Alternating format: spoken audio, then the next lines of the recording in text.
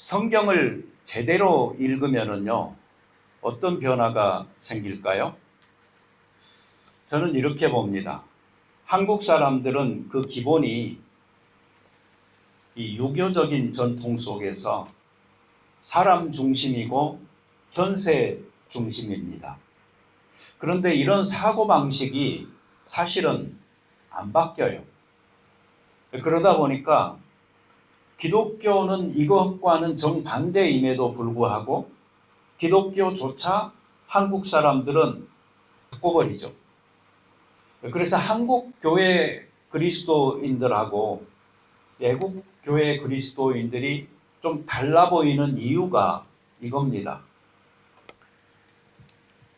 크리스찬이라고는 하는데 여전히 사람 중심이고 현세 중심이에요. 그러다 보니까 이기적이죠. 그래서 이기적인 사람은요, 사실은 예수님을 믿기도 어렵고 또 잘 믿기도 어려워요. 이건 처음도 그렇고 진행도 그래요. 그렇기 때문에 이 완고한 저항 앞에 기독교가 바뀌어버리는 거죠. 좋아하는 것을 던져주고 좋아하는 것으로 엔터테인 해주면서 그러다 보니까 기독교가 본연적으로 전해야 될 하나님 중심적이고 내세 중심적인 메시지는 사라져 버린 채 우리는 사람 중심으로 그리고 현세적으로 복과 형통함만을 추구하는 종교가 되어져 버린 것입니다.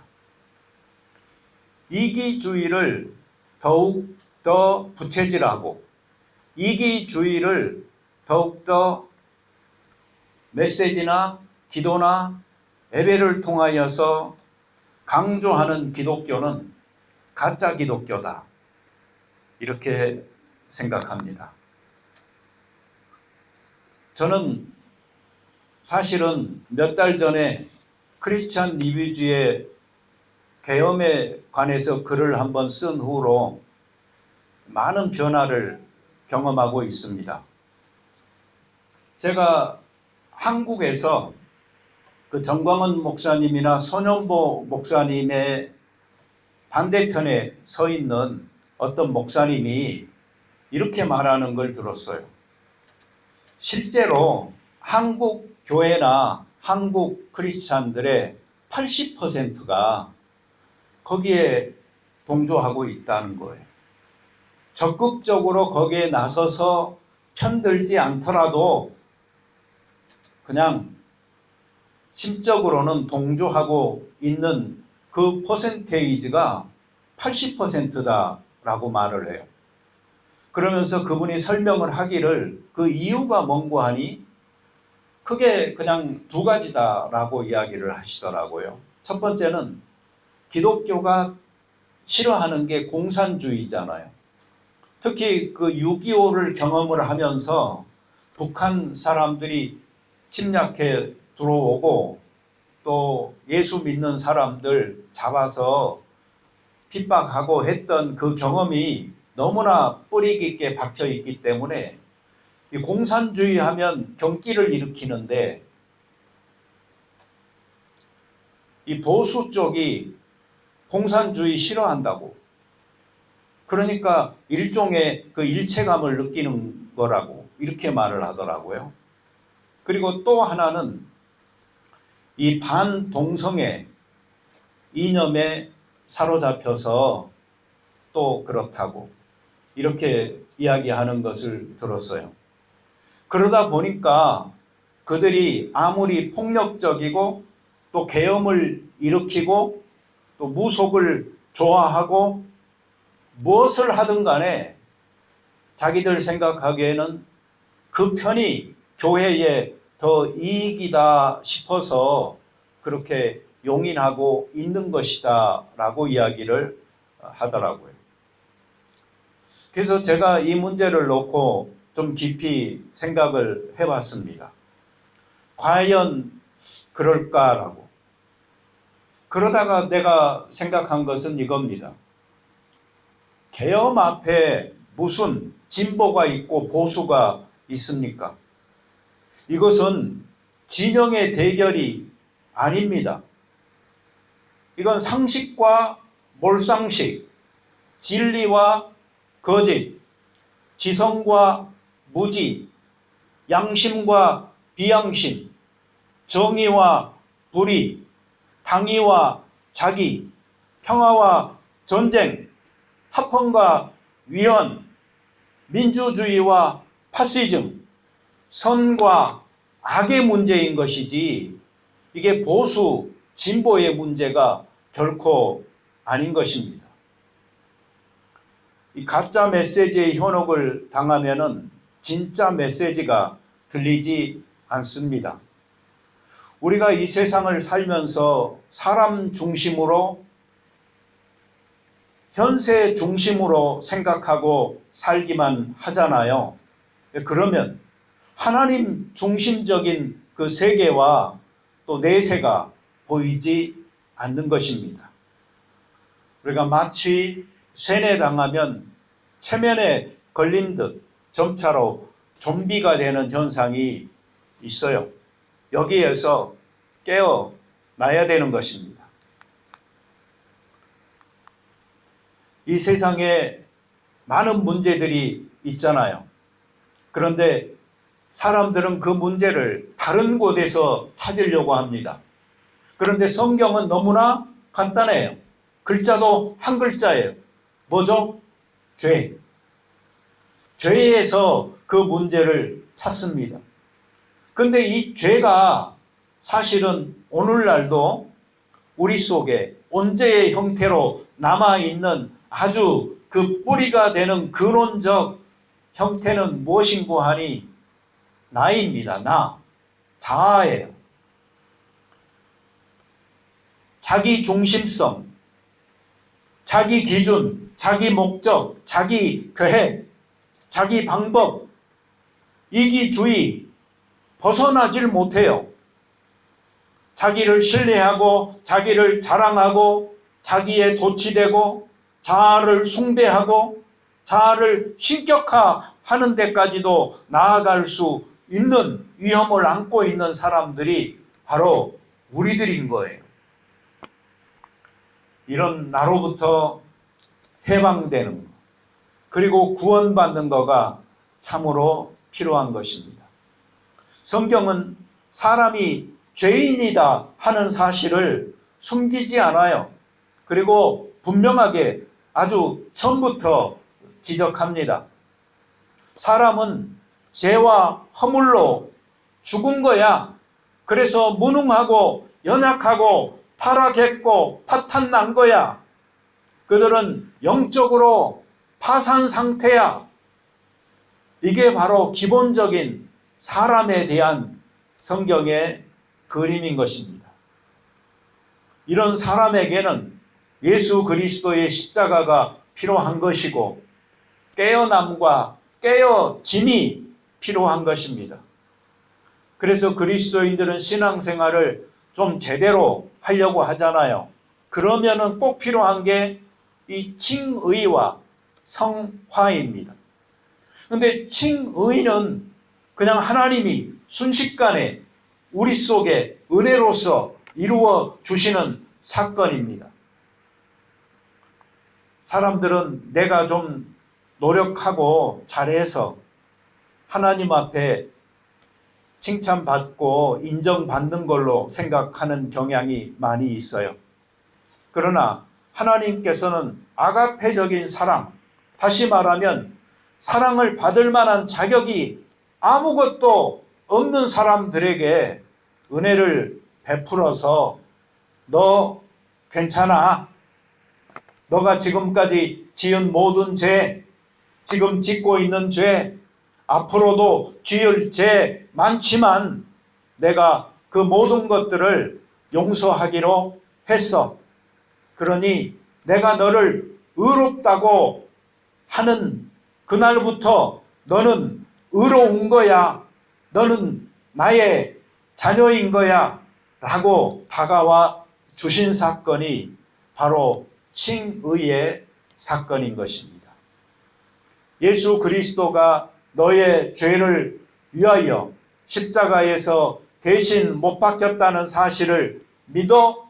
그러면 내가 그것을 너의 공로로 여겨서 너의 그 믿음이 귀하기에 너에게 의로움을 주겠어.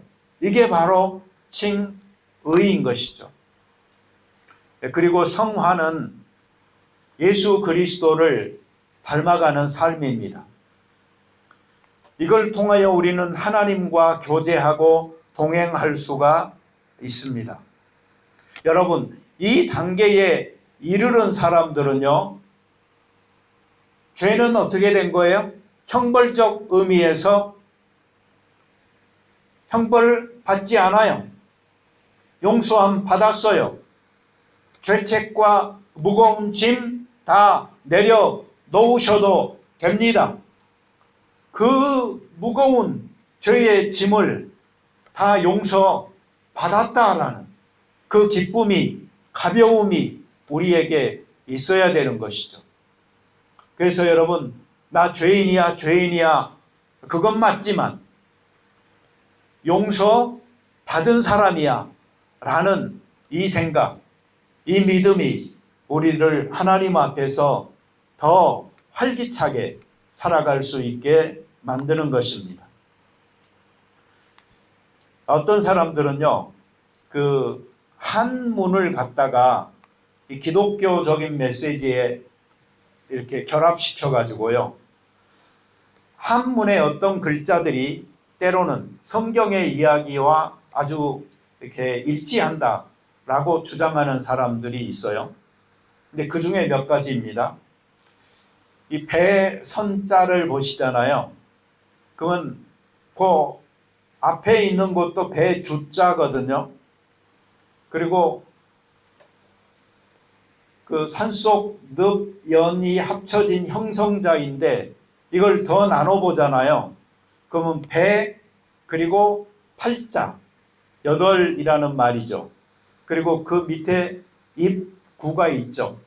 사람. 그래서 방주에 탄 노아의 8 식구를 연상하게 한다. 그래서 한문도 성경의 이야기를 이렇게 기록하고 있다. 이렇게 말하는 사람이 있어요. 뭔가 좀 억지 같은데 재밌어요. 근데 또 그 밑에 것도 보시면 이게 금할 금자예요. 그런데 이 수풀림하고 보일 시자가 합쳐져 있잖아요. 그런데 수풀림도 뜯어보면은 나무 목자가 2개가 있잖아요. 그러니까 나무 2개를 보여준 거예요. 어디에 있어요? 에덴 동산에서 하나님이 생명나무와 선악과를 보여주셨잖아요. 그리고 가까이 하지 말라고 선악과에 그렇게 말하셨잖아요. 근데 옛날 사람들은 이 그 숲속에 이 귀신이 있는 줄 생각해 가지고 거기 출입을 금한다.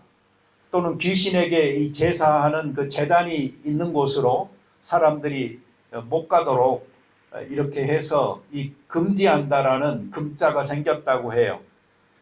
그래도 좀 비슷한 뭔가가 있어요. 그런데 전 참 재밌는 게 바로 이거라고 생각을 해요. 이게 오를 의자거든요. 근데 오를 의자가 양을 뜻하는 그 양자하고요, 나를 뜻하는 아자가 합쳐진 거예요. 그러다 보니까 어떻게 돼 있죠? 양이 위에 있고 내가 밑에 있잖아요. 그래서 어린 양 대신 예수 그리스도 밑에 우리가 있을 때에 의롭게 됩니다 하는 그 의라는 메시지를 전해주고 있다. 또 이렇게 생각하는 사람들이 있어요. 근데 나는 이 부분은 참 흥미롭다 싶습니다. 여러분, 우리들 각자가요, 우리들만으로 의로울 수는 없어요. 예수 그리스도의 십자가 밑에 있을 때에 우리가 의로운 사람이 될 수가 있습니다. 예수 그리스도는 하나님의 아들이다, 구원자다, 이 내용을 함축하고 있는 심볼, 그게 바로 이 물고기 그림입니다. 그래서 물고기는 그리스어 익투스라는 말인데, 이 익투스를 이렇게 세로로 쓰잖아요. 그리고 그 첫 글자들을 가지고 말을 만들면은 만들어지는 말이 바로 이겁니다. 예수 그리스도 하나님 아들 구원자. 그래서 이것은 바로 크리스찬들이 고백하는 신앙의 내용이었던 것이죠. 그래서 이 물고기가 바로 나는 이 신앙을 고백하는 사람입니다 하는 그 상징이 될 수가 있었던 것입니다. 영화 같은 데서 보면은 그 크리스찬들끼리 핍박당하는 그 환경 속에서 자기의 신앙을 남들에게 보여주고, 또 당신도 크리스찬 혹시 아닙니까? 라는 것을 확인하기 위해서 땅 흙 위에 또는 쌀 위에 이 물고기 그림을 표식을 해서 반응이 있으면, 아, 당신도 나와 같은 신앙을 고백하는 사람이군요 하면서 소통할 수 있었던 것이죠. 이것은 사실은 마태복음 16장 16절에서 시몬 베드로가 했던 고백의 그 핵심적인 내용이기도 합니다. 주는 그리스도시요 살아계신 하나님의 아들입니다. 그리스도다. 하나님의 아들이다. 이것이 중요한 신앙의 고백 내용이었던 것입니다. 오늘날 사실은 예수님 믿는다라고 말하는 사람 중에 이걸 안 믿는 사람들도 꽤 있어요. 예수님이 메시아야? 예수님이 하나님의 아들이야? 나는 그건 잘 모르겠고, 예수는 그냥 좋은 사람이야, 좋은 인류의 스승이야, 그분이 가르침 좋은 거지, 본받고 따라가야지, 이렇게만 말하는 사람이 있어요. 근데 그런 사람들은 바로 이 물고기 신앙의 그 핵심적 내용이 다 빠져버린 거예요. 요한복음 17장 3절에서도 영생은 곧 유일하신 참 하나님과 그가 보내신 자 예수 그리스도를 아는 것이다 라고 말을 했어요. 마치 어떤 사람들은 예수님을 아는 게 바로 영생을 얻는 거야, 이렇게 말을 해요. 그런데 실제 그분이 어떤 분으로 아는 거가 중요하잖아요. 근데 그 내용은 예수님이 바로 참 하나님이다 라고 고백할 수 있어야 되는 것이고요. 요한 1서 5장 20절에서도 그걸 이렇게 말을 합니다. 우리가 참된 자 곧 그의 아들 예수 그리스도 안에 있는 것이니 그는 참 하나님이시요 영생이시라. 예수님이 바로 참 하나님이심을, 그리고 그 영생이심을 믿는 것, 그게 믿음인 것입니다. 그런데 이런 내용을 싹 빼놓고 예수님 나도 알지, 그분 좋으신 분이야, 그분처럼 박에 사랑을 가르치시고 실천하신 분이 어디 있어, 이렇게 말하고 끝내려고 하는 사기꾼들이 있다니까요. 그러니 여러분, 그들의 거짓 가르침에도 넘어가지 마시고 내가 믿고 있는 믿음의 내용도 다시 한번 확실하게 점검하여서 이 예수님이 바로 나에게 메시아인가, 예수님이 바로 하나님이신가, 예수님이 영생이며 하나님의 아들이신가, 이게 나의 신앙 고백인가 하는 것을 물어볼 필요가 있는 것입니다. 이 팔복을 영어로 하면은 beatitude라고 하거든요. 그래서 이것을 8 beatitude라고 말을 하고, 이 beatitude라는 말은 blessing이라는 말이에요. 그런데 이 beatitude라는 말이 흥미롭잖아요. 왜 그런가 하니 우리가 아는 그 태도를 뜻하는 attitude라는 말과 스펠링 하나가 차이가 나요. 이 T자 하나만 거기다가 더 하잖아요. 그러면 그게 바로 삶을 사는, 누군가를 대하는 그 태도를 의미하는 겁니다. 우리 그리스도인들은요, 이 예수님께서 말하시는 그 팔복을 내가 삶을 사는 태도로 삼고 살아가잖아요. 그러면 이보다 더 좋을 게 없겠다 하는 생각이 들어요. 심령이 가난한 자로 사시기 바랍니다. 애통하는 자로 사시기 바랍니다. 온유한 자로 사시기 바랍니다. 의에 줄이고 목마른 자로 사실 수 있게 되기를 바랍니다. 의에 줄이고 그 목마른 자라는 그 의미는 하나님의 의를 갈망하고 그것을 끊임없이 탐색하고 그걸 통하여서 영적인 만족감을 갖는 것. 그런데 우리들은 의를 별로 구하지 않잖아요. 의를 구하세요? 옳게 살라고 하는 사람 내가 별로 못 봤어요. 치열하게 내가 의롭게 살아야지라고 노력하는 사람 별로 못 봤어요. 근데 성경은 의에 줄이고 목마르라 라고 이야기하는 거예요. 이것은 다른 말로 하잖아요. 그러면 너 신앙생활 한다고 하지? 그런데 영적인 체험에 너무 목마르지 마. 그 순전히 너를 위한 거잖아. 너 행복에 너무 목말라 하지 마. 그거 남을 이기고 너가 앞서서 그렇게 하는 게 그리도 좋니? 라고 하나님이 말씀하시는 것 같지 않으세요? 성경에서 예수님이 정말 우리에게 구하라고 하는 것은 이거예요. 하나님의 의를 구하라 라고 말을 하는 것입니다. 어떤 격렬한 영적 체험이나 안정적 행복이 아니고 하나님의 의로움, 그것을 너가 배고파하고 목말라 하듯이 좀 열심히 찾아봐 라고 성경이 말합니다.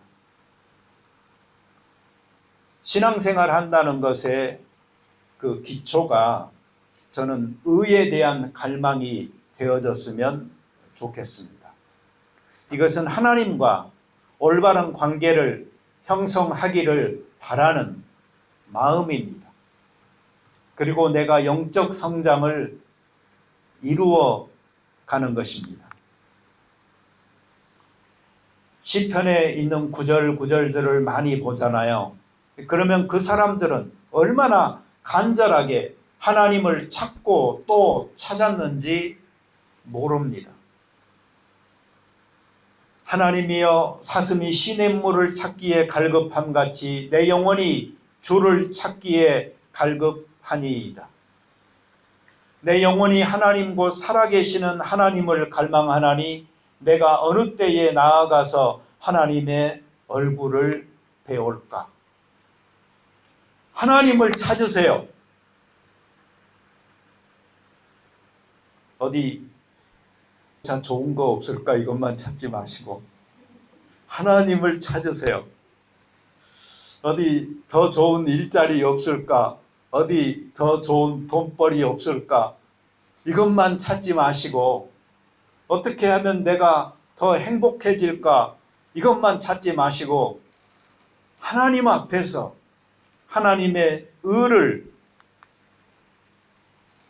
사모하면서 살아가는 우리가 되어졌으면 좋겠습니다. 여러분 고린도후서 6장 1절에서 바울은 이렇게 말합니다. 내가 너희를 권한다. 하나님의 은혜를 헛되이 받지 말아라. 여러분, 사람들은 은혜를 구하죠. 은혜는 이미 하나님이 주셨어요. 주신 은혜를 왜 구해요? 마치 부족하듯이. 하나님께서는 충족하게 그 은혜를 주셨어요. 그러면 그 받은 은혜를 가지고 어떻게 하나님 앞에서 내가 의롭게 살아갈 수 있겠는가 하는 그 옳음, 바름을 맹렬하게 추구하고 사는 우리가 되어졌으면 하는 마음입니다. 성경에서 배부를 것이다 라고 말을 하는데 그 핵심적 내용은 이런 것입니다. 의를 구하면서 살아갈 때에 사람들이 인생 살면서 자주 경험하게 되는 공허감, 불만족, 짜증, 무목적성에서부터 벗어나게 될 것이다. 그리고 너희의 내면이 평화와 안정을 누리게 되고 삶의 목적과 의미를 발견하게 될 것이며 일상이 반복되어지는 일을 귀하게 여겨서 자기 생활 속에 살면서 영적인 충만함을 경험하게 될 것이다. 저는 이렇게 말씀드리고 싶습니다. 영적인 그 충만함은요, 개인적으로 겸손과 온유와 자족과 기쁨과 감사 등의 여러 가지 크리스찬들의 삶의 특징들이 튀어나오게 만듭니다. 그래서 예수 믿는 사람의 모습 속에는 뭐가 있느냐? 바로 이런 것들이 있는 거예요. 겸손해요. 온유해요. 자족해요. 기쁨이 있어요. 감사가 있는 것입니다. 그리고 그 자신이 느끼는 이런 영적인 충만함은 주변 사람들과 나누는 사랑으로 이어지게 되는 것입니다. 남에게 베풀 수 있고 따뜻하게 대화를 건넬 수 있고 하는 그 모든 것들은 바로 자기 자신이 하나님 앞에서 충만한 느낌을 가졌을 때에 가능한 것이고, 하나님께서 우리에게 주시는 이런 영적 충만함을 경험하면 할수록 더 나를 통하여 넘치는 하나님의 축복을 남에게도 전해주는 사람이 될 수가 있는 것입니다. 하나님의 의를 갈망할 때에 영적인 충만함을 누릴 수 있습니다. 무엇과 틀리죠? 이것과 틀리죠. 하나님의 은혜로 영적인 충만함을 누려보려고 하는 사람들이 정말 많거든요. 근데 하나님의 의로 영적인 충만함을 누려보시는 여러분들 되시기를 바라요. 은혜로, 느낌으로, 감정으로 느껴보려고 하니 그 영적 충만함이 늘 허기진 것이죠. 그러나 하나님의 의를 갈망함으로 내실 있는 삶으로 옳음과 바름을 기준으로 삼아 자기 삶을 살아가는 사람들은 흔들리지 않는 견고한 영적 충만함이 있는 것입니다. 우리 소명교회 모든 분들에게 의를 갈망하는 데서 오는 이 영적인 충만함으로 맑고 밝고 따뜻하게 빛나는 모습이 있게 되기를 바랍니다. 같이 기도드리겠습니다. 자비로운 주님, 하나님께서 주신 은혜가 이미 우리에게 충족하건만 우리는 그 은혜를 구하는 사람들이 되어져 버렸기 때문에 내 감정적인 반응으로 나에게 다가오는 체험으로만 이 은혜를 다시 경험하려고 하는 이 모순적 순환에 신앙생활을 생각하는 경우가 많이 있습니다. 하나님, 우리는 예수 그리스도가 십자가 위에서 이미 베풀어 주신 한량없는 그 은혜에 기초하여서 우리의 삶을 의를 강구하고 하나님의 얼굴을 갈망함으로 영적인 충만함을 경험하는 사람들 되게 도와 주옵소서. 예수님의 이름으로 기도드립니다. 아멘.